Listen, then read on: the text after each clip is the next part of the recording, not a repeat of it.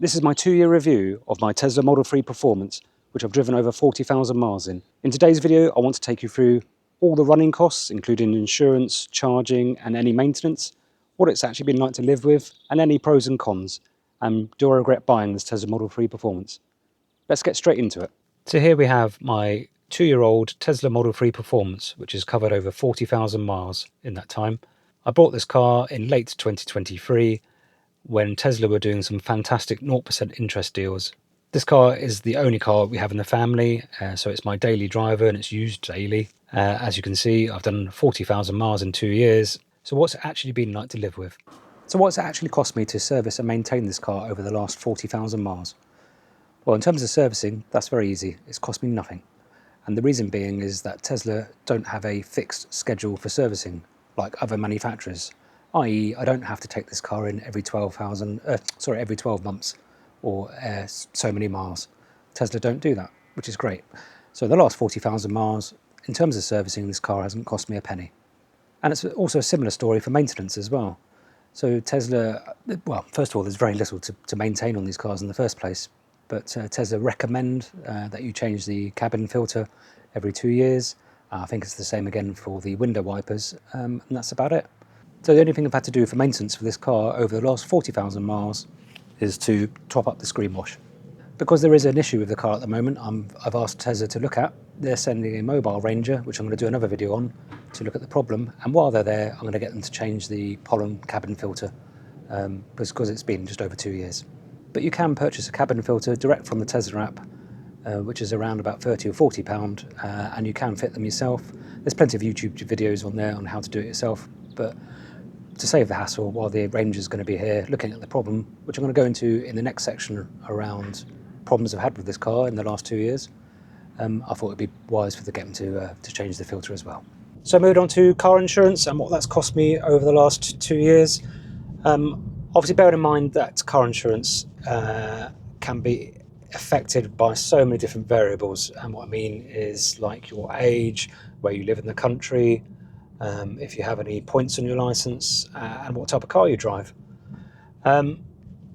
So for me, in year one, the insurance was £898 for the year, which was obviously quite expensive from what I was used to anyway. I think that was a combination of the fact that insurance at the time in 2023, car insurance was going through the roof, like everything else. But also take into account that I've just moved from a Kia Sportage to a Tesla Model 3 Performance. This is a Group 50 car, so it's the highest group you can get. So I was expecting an increase in insurance. So that was year one. Year two, it did drop quite significantly, down to £656 for the year. So yeah, that was a lot better. Again, for a car that's worth, well, when I bought it, it was £58,000, a Group 50 car with a top speed of, I think it's 164, and a 0 to 60 of 3.4 seconds. I don't think just over £600 for the year is actually too bad, to be perfectly honest. But then that's probably because I'm old. So moving on to battery degradation. When I first picked this car up just over 2 years ago, when the car was fully charged, it was showing a range of, or estimated range of 305 miles. Not that I ever saw that, to be fair. Now 2 years later, when the car's fully charged and doing some basic maths, and knowing what the battery pack size of this car is, I think I've estimated I've lost around about 11% in battery capacity in that just over 2 years and 40,000 miles. Which my understanding is that most EVs lose the most of their battery degradation in the first couple of years of ownership anyway, so I'm not particularly concerned. There is a function on the car to do a battery health test. I just haven't had the time to do that, because I think you have to leave it for sort of 24 hours. You have to just charge up, then discharge. I think it takes a good few hours to do. So unfortunately I've had the chance to do that, but there is the function to do that on this car. But in terms of degradation, I think that's another thing that people worry about. Unless you do crazy miles a day, then I mean, even if this car could only do 250 miles, it would be more than ample for my daily needs, going back and forth to shops, going to work and so forth. At 250 miles, that's still even enough to get to go and see family from here in Devon to Hampshire. Yes, we'd have to charge on the way back to make sure we've got enough charge, but yeah, it's still plenty of capacity. So yeah, degradation I reckon is around about 11% since new. Moving on to how well the tyres have performed on this car. First of all, full transparency, when this car was picked up and delivered, it had the Pirelli P0s on. Within about 5,000 miles of having this car, I'd had to replace 3 out of the 4 tyres due to potholes. I just found the Pirelli P0s, for whatever reason, just didn't stand up to the potholes in the country at the moment. Yeah, I was getting bulges in the tyre walls and so forth. So that was after about 5,000 miles. Since then, I've had the Michelin Pilot Sport 4s fitted, so that was around 35,000 miles ago, or just over 35,000 miles, and I've still got plenty of wear left on them. So the fallacy of cars shredding, or sorry, EVs shredding tyres, certainly hasn't borne true in this car. And I will say that this car has been in sport mode from the day I picked it up and has never changed, because it's the performance version, so why would you not? And yeah, I drive it spiritedly now and again, and it's also having to cope with the horrendous roads in the UK at the moment. So I don't think 35,000 miles on a set of tyres thus far on a performance car with a 0 to 60 of 3.4 seconds is not a bad thing at all. So, have I had any problems in this car in the 40,000 miles I've driven so far? Yes, I have, unfortunately, but no showstoppers. The car has not been undrivable.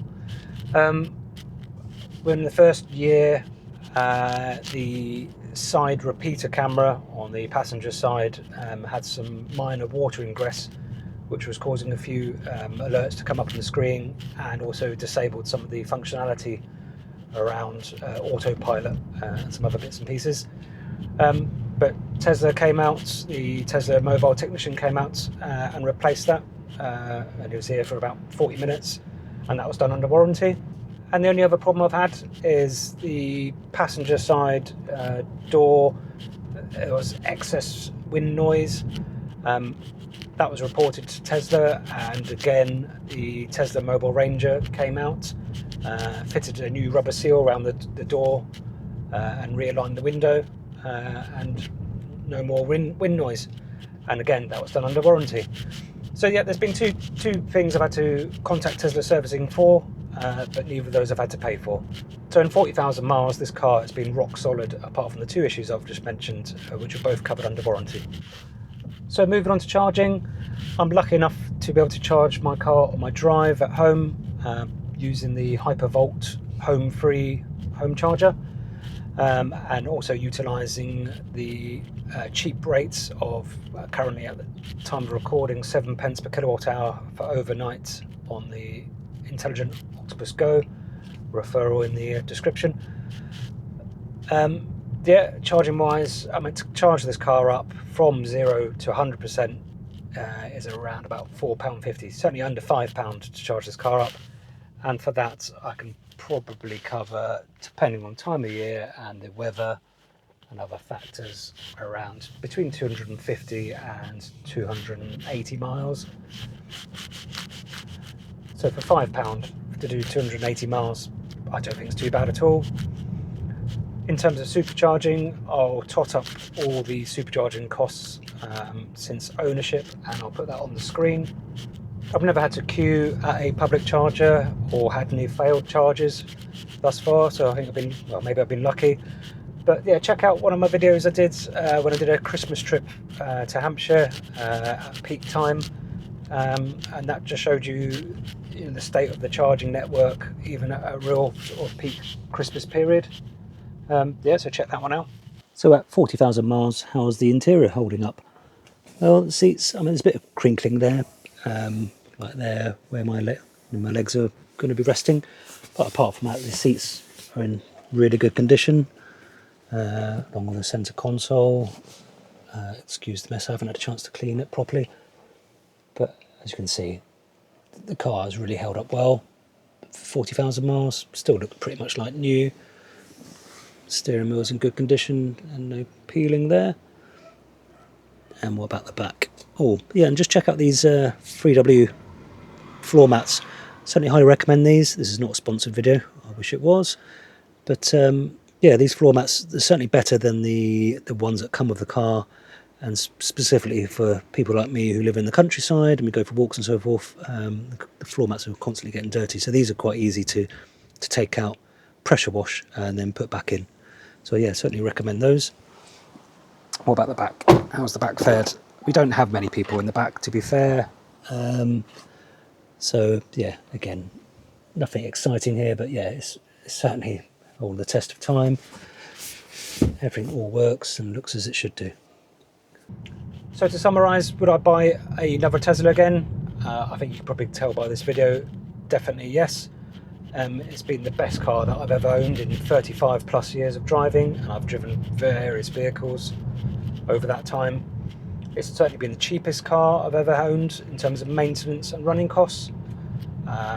It's still enjoyable to drive even after 2.5 years and 40,000 miles. It just feels like I'm getting into a new car. The acceleration and smoothness of how it puts power down never gets old. And while on the subject of never gets old, I've never had a vehicle that updates and has got better with age. In the 2.5 years that I've had this car, I've had multiple software over-the-air updates, enabling new features along the lines of blind spots, cameras, matrix headlights, just to name a few. Just recently we've had Grok, the AI assistant. I've done a video on that, so yeah, check that one out. Yeah, so this car just keeps feeling fresh and new every time we get a new software update. So would I buy another Tesla again? Most definitely. And if you're in the market for a new Tesla, then please feel free to check out my referral code if you want some money off or free supercharging miles if you buy a new Tesla. But yeah, to summarise, yeah, I love this car, and yeah, don't believe all you read or hear in the press about Teslas or EVs. I highly recommend you take one for a test drive. So if you found this video useful, then please feel free to give the video a like. And if you can subscribe to the channel, I'll be really grateful, because this will really help this small channel grow. And if you also like this sort of content, then check out the videos that YouTube is recommending to you now. Thank you for watching, and I'll catch you in the next one.